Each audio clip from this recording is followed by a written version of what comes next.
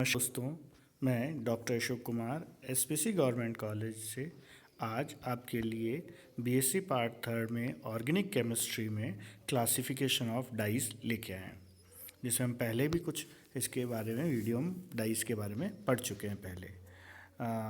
जो पहला चलते हैं, one of the basis of utility. इसका क्लासिफिकेशन का जो 2 टाइप्स है उसमें हम कहें कि one of the basis of utility. पहला है एसिड डाइस। जो इस तरह की डाइज होती हैं acid dyes, they are generally sulphonic acid और sodium salts of phenolic group. इसके अंदर एसिड के अंदर खास ये है कि इसके अंदर सल्फोनिक एसिड हो सकता है या sodium salt of phenolic group. और जो कलर है ये आयंस के कारण है, आयनिक फॉर्म में है। These use for dyeing. अब ये हो गया कि भाई पहले तो ऐसे डाइज में कौन सी डाइज हो गई, अब किस काम के लिए ये डाइंग करने के आते हैं। Fibre for wool and silk and nylon. Wool, silk और नायलॉन फाइबर्स, इनको ये रंगने के काम, डाइंग के काम आते हैं। कॉटन पे कोई इफेक्ट नहीं होता इसका, एसिडिक डाइज का। ये इसका इंपॉर्टेंट पार्ट है। These are use in weakly acidic medium. Example ले सकते हैं इस क्लास डाई के, picric acid, Martius yellow and orange second. तो ये एग्जाम्पल्स हैं एसिड डाइस के। नेफ्थॉल येलो, अब देखिए ये है नेफ्थॉल येलो, स्ट्रक्चर है naphthol yellow. Orange second dye का, तो ये हमारी हो गई एसिड डाइस। तो एसिड डाइस में हमने क्या पढ़ा, 2 चीज़। पहला, सल्फोनिक एसिड या sodium salt of phenolic group होते हैं ये डाइस। दूसरा, ये डाई काम आती है वूल, सिल्क और नायलॉन के लिए, और कॉटन फाइबर्स के लिए ये डाई यूज़ नहीं होती। नेक्स्ट है हमारा basic dyes. These are generally hydrochloride salts. It colour become cationic part. It colour is because of cationic part है। बेसिक मीडियम में अप्लाई होती है, जैसे एसिडिक डाई एसिडिक मीडियम में। Like acid dyes, basic dyes है ये वूल और silk fibres के लिए यूज़ होती हैं। एग्जाम्पल है बेसिक डाई के, triphenyl methane, aniline yellow, malachite green. तो उसके स्ट्रक्चर्स हैं मेल्चिट ग्रीन के ये 3, और ये है हमारा एनिलीन येलो। एजोडाई है इसके अंदर, ये 2 इसके अंदर नाइट्रोजन है, इसके NH2 ग्रुप है, और ये डाइजोनियम सॉल्ट से मिलके बनी होती है एनिलीन येलो। इसको एनिलीन येलो बोल देंगे अपन। अब है एडेसिव डाइज और मॉडरेंट डाइज। एडेसिव डाई नाम से ये एडेसिव तरह, तो ये जो डाई है ये कॉटन फाइबर को डायरेक्टली नहीं कर सकते। This type of dye do not dye silk and cotton fibre directly, but as an indirect method is use. कौन सा इनडायरेक्ट मेथड, कैसे करेंगे? क्लोथ को डिप करते हैं कोई भी मेटेलिक कंपाउंड में या टैनिंग सॉल्यूशन के अंदर, फिर जो मेटेलिक आयन इसे बाउंड हो जाते हैं फाइबर से, तो इसे बोलते हैं एडेसिव, चिपकना। फिर इसके अंदर इसे डिप करते हैं डाई के अंदर। एग्जाम्पल लेते हैं alizarin 1,2 dihydroxy anthraquinone is an important dye, is important.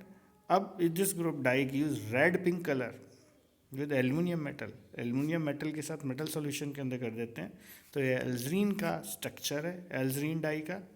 तो इस डाई में इम्पॉर्टेंट बात क्या हुई कि भाई सबसे पहले इनडायरेक्टली करते हैं, मेटल आयन के अंदर डिप करते हैं, मेटल आयन उससे एडेसिव हो जाता है, फिर इसको डाई के अंदर डिप करते हैं, एक कलर आ जाता है। जैसे एक एग्जांपल लिया इसका हमने, alizarin dye, red pink colour with aluminium metal ion.